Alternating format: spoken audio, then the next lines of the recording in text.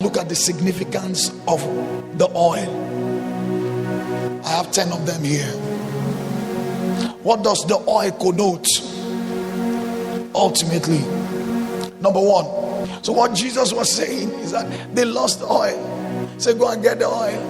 And it was only those that got the oil that experienced the marriage reunion and then went up with the bridegroom.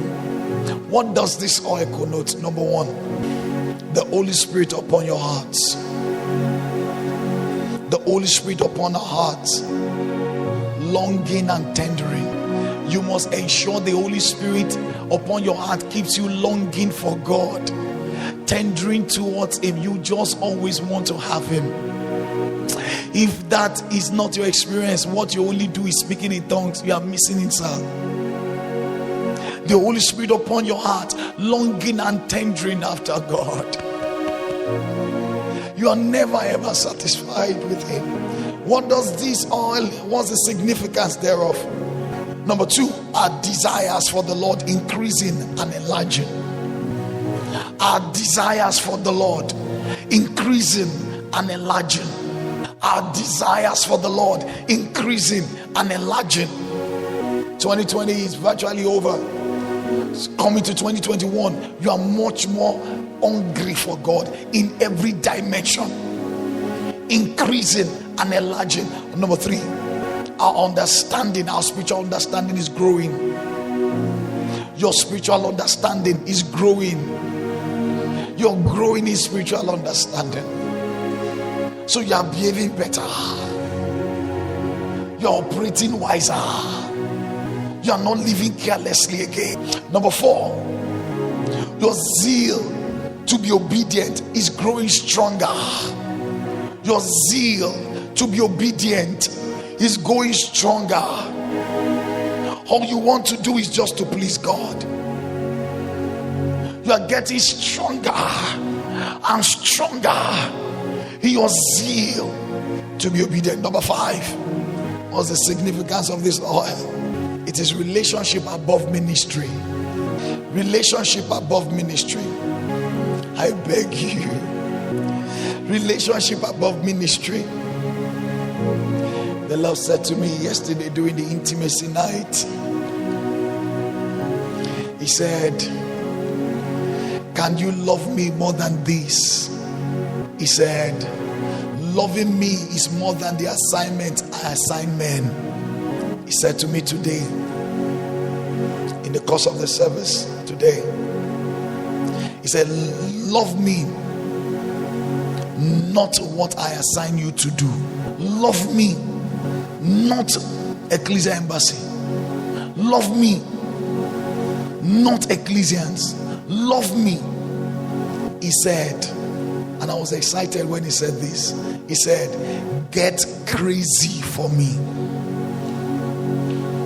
God, you said crazy? Yes, He told me. Get crazy for me. Relationship above ministry. Relationship with Him above family. I'm not telling you to be irresponsible over your homes. You should know what I'm saying. Relationship with Him. Number six, intimacy above popularity. What the secret place does is to always make you isolate. What popularity does is to make you gallivant up and down, like the popular jingle of Oluwadamilare, just jumping up and down. And I say this to you now, build it so strong, because when suddenly doors of ministry start opening, it may actually be your crash. When then you don't even have time for God. They call you here, they call you there, they call you here, they call you there. You're being called everywhere to sing or to preach or to present anything. Does not mean you are doing well.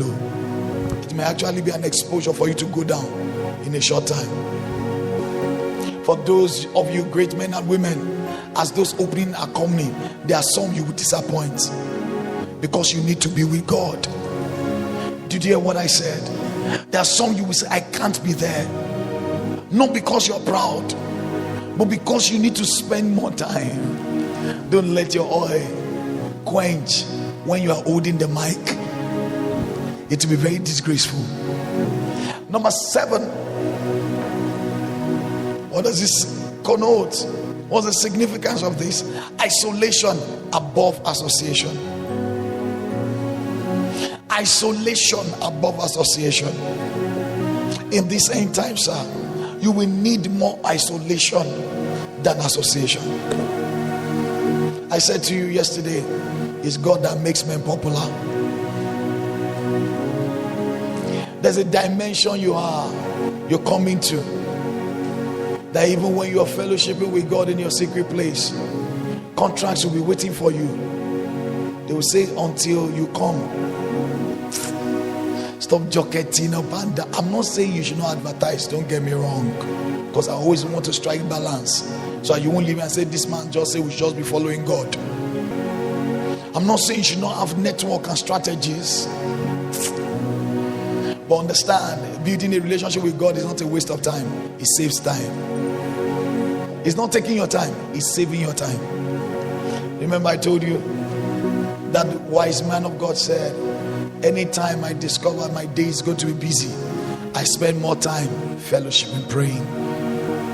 Number 8, it is spirituality above activity. Spirituality above activity. It is good to be committed in the house of God, but ensure in the heat of your commitment you are growing spiritually. Ensure. You will agree with me, most of the time it is those that walks in the vineyard of God that goes down spiritually. Have you noticed? Because you have been engrossed with activity which does not suggest spirituality. Because you're an altar boy, moving up and down the altar, doing something for the real man of God, does not mean you are growing spiritually. Spirituality above activity. Number 9, it is death above life. Death above life. I told you, God said to me, he said, for all you that wants to be my lover, dying is for you living. That's why Paul said, I die daily. He said, to die is gain. No, I die daily. Dying is living. You must be dead to many things. Dead to the things of the world. Dead to the distractions of the world. You must take responsibility over that. It's beyond praying over it concerning that. It's action you take. Don't let your oil go down, sir. So you will end up like those foolish virgins. Finally, number 10, it is love above power. Love above power. Don't crave for the power of God, crave for the love of God. Did you hear what I said, sir? Don't crave for what, sir? The power of God. I want power. No, sir. Don't. That's why when you come to a setup like this, which is normal, like of those kind, don't crave for power again. Crave for the love. Are you with me, somebody? Don't crave for power, crave for love. I beg you, never love any assignment more than God. It will save you.